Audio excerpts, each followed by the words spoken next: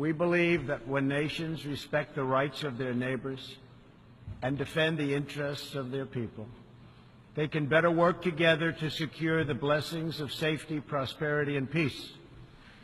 Each of us here today is the emissary of a distinct culture, a rich history, and a people bound together by ties of memory, tradition, and the values that make our homelands like nowhere else on earth. That is why America will always choose independence and cooperation over global governance, control, and domination. I honor the right of every nation in this room to pursue its own customs, beliefs, and traditions. The United States will not tell you how to live or work or worship. We only ask that you honor our sovereignty in return.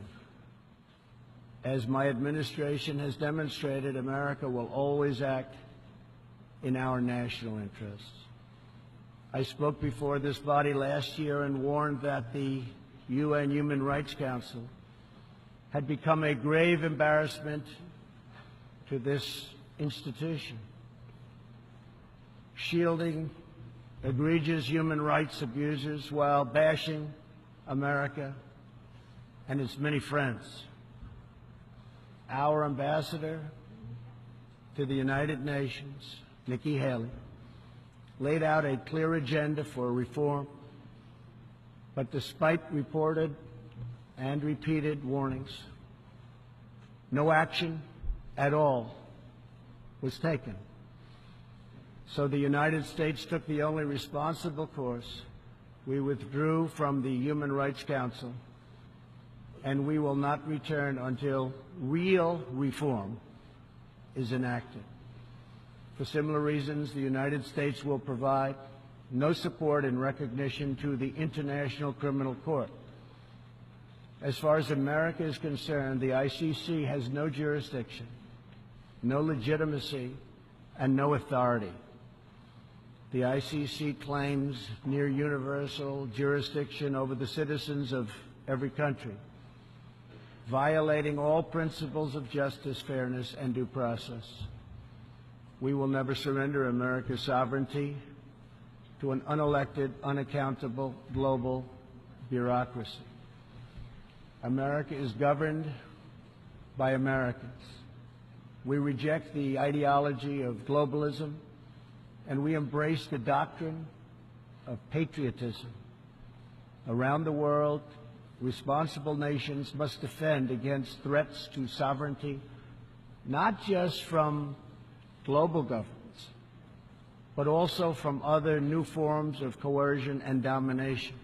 We recognize the right of every nation in this room to set its own immigration policy in accordance with its national interests, just as we ask other countries to respect our own right to do the same, which we are doing.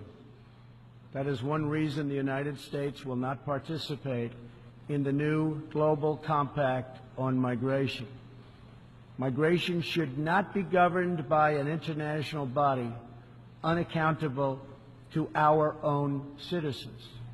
Ultimately, the only long-term solution to the migration crisis is to help people build more hopeful futures in their home countries, make their countries great again. As for Americans, we know what kind of future we want for ourselves. We know what kind of a nation America must always be. In America, we believe in the majesty of freedom and the dignity of the individual. We believe in self-government and the rule of law, and we prize the culture that sustains our liberty, a culture built on strong families, deep faith, and fierce independence. We celebrate our heroes. We treasure our traditions. And above all, we love our country. Inside everyone in this great chamber today, and everyone listening all around the globe, there is the heart of a patriot that feels the same powerful love for your nation, the same intense loyalty to your homeland, the passion that burns in the hearts of patriots and the souls of nations has inspired reform and revolution, sacrifice and selflessness, scientific breakthroughs, and magnificent works of art. Our task is not to erase it, but to embrace it, to build with it, to draw on its ancient wisdom, and to find within it the will to make our nations greater, our region safer, and the world better. To unleash this incredible potential in our people, we must defend the foundations that make it all possible. Sovereign and independent nations are the only vehicle where freedom has ever survived, democracy has ever endured, where peace has ever prospered.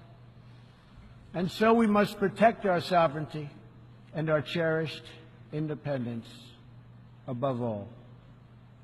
When we do, we will find new avenues for cooperation unfolding before us.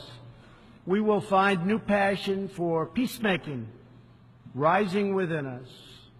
We will find new purpose, new resolve, and new spirit flourishing all around us, and making this a more beautiful world in which to live. So together, let us choose a future of patriotism, prosperity, and pride. Let us choose peace and freedom over domination and defeat. And let us come here to this place to stand for our people and their nations, forever strong, forever sovereign, forever just, and forever thankful for the grace and the goodness and the glory of God.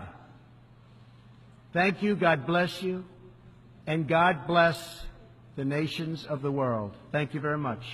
Thank you.